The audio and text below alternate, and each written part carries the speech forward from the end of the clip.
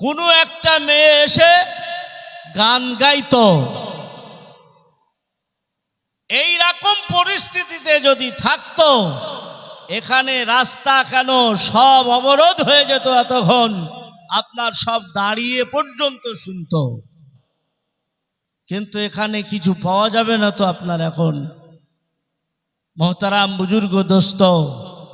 সেজন্যে রসুলে পাক সাল্লাল্লাহু আলাইহি ওয়াসাল্লামের জামানায় তখন মানুষ গাছের পাতার মতো এমন ভাবে বসেছে, হাদিস শরীফে আছে যে তাদের মাথার উপরে যদি একটা চাদর ফেলে দেওয়া হতো তো চাদর টুপকাতো না।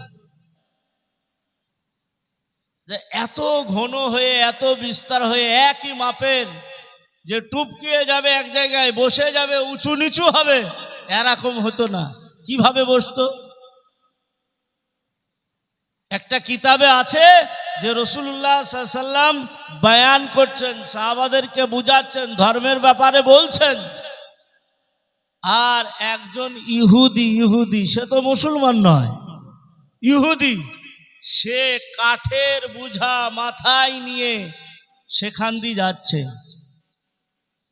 যেতে গিয়ে দেখছে যে এখানে খুব সুন্দর সুন্দর দামি দামি কথা আলোচনা হচ্ছে। তো উনি কি করছেন, এই ইহুদি কাঠের বোঝাটা টুক করে রেখে চুপ করে বসে গেল। এমন ভাবে বসলো যে কেউ টেরও পেল না। একজন বেদুইন মানুষ,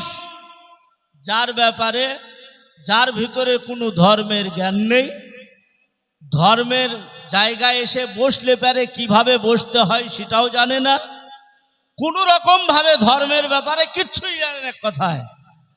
কিন্তু সেই লোকটি যখন বসছে তখন বলছে কোনো রকম ভাবে আওয়াজ নাই, চুপচাপ। সাহাবারা সব সেই লোকটির দিকে তাকাতে থাকে, দেখতে থাকে। তো দেখতে দেখতে বলছে, ভাই আপনারা ওই সামনের দিকে তাকুন, যিনি কথা বলছেন তিনার দিকে লক্ষ্য করুন। সবাই তখন তাকায়, আর রাসূলুল্লাহ সাল্লাল্লাহু আলাইহি ওয়াসাল্লাম মজলিস খালি করে দিল, আর অমনি করে টুক করে উঠে রসুলের কাছে গিয়ে হাতে হাত দিয়ে মুসলমান হয়ে গেল। বলুন আলহামদুলিল্লাহ। কিভাবে হলো? সে মানসিকতা তৈরি করেছিল, আমাকে একটা দারুণ মানুষ হতে হবে। রসুলের যা বয়ান বক্তব্য, এগুলো যা কথা, এর কথার উপরে আর কোনো কথা হতে পারে না।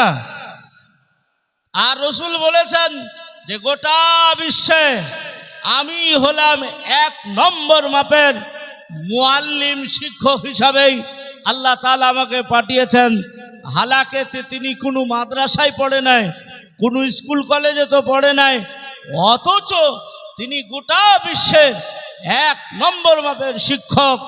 তিনার মতো শিক্ষক পৃথিবীতে তখন না ছিল, নাগামীতে জন্মাবে, আর কোনোদিন সেই রকম শিক্ষক জন্ম নেবে না। মোহতারাম বুজুর্গ দোস্ত, ওই রকম মানুষের কাছে বসে তারা দিন পেল, যারা একদম বেদুইন। আর আমরা তো মুসলমান ঘরের ছেলে, আমি তো একজন মুসলিম, আমার মুসলমানের ঘরের সার্টিফিকেট আছে। আমাকে 6 বছর 7 বছর বয়সে খতনা দেওয়া হয়েছে, আমি একজন মুসলিম। তাহলে খতনা দিয়েও মুসলমান হলো, এমনি জন্মসূত্রে মুসলমান হলো। তাহলে খতনা দিয়েই মুসলমান হলে সে জান্নাতে যাবে, এই রকম দলিল কোনো জায়গা নেই। তবে দলিল এতটুকু আছে, বাবা, এই জান্নাতে যেতে হলে দুটো জিনিসের প্রয়োজন। কটা? দুটো। একটা হলো ঈমান, দ্বিতীয় নম্বর হলো আমল। একটা হলো ঈমান, দ্বিতীয় নম্বর হলো আমল। যেটা আল্লাহ তাআলা বলেন যে তুমি ঈমান নিয়ে আসবে, ঈমান মোতাবিক চলবে, তোমার জীবন কিভাবে সুন্দর হয়, সফলতা হয়,